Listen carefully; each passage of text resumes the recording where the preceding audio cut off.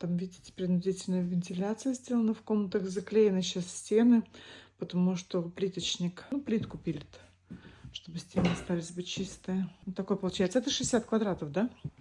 Внутри чуть-чуть меньше. И получается, что сдается дом в каком состоянии? Розетки будут или вот так остается? Здесь останутся вот эти ниши для розеток. А потолок что будет сделано? Здесь будут натяжные потолки тянуть. То есть полностью готовые стены, готовые окна, подоконники, В стандартном потолок.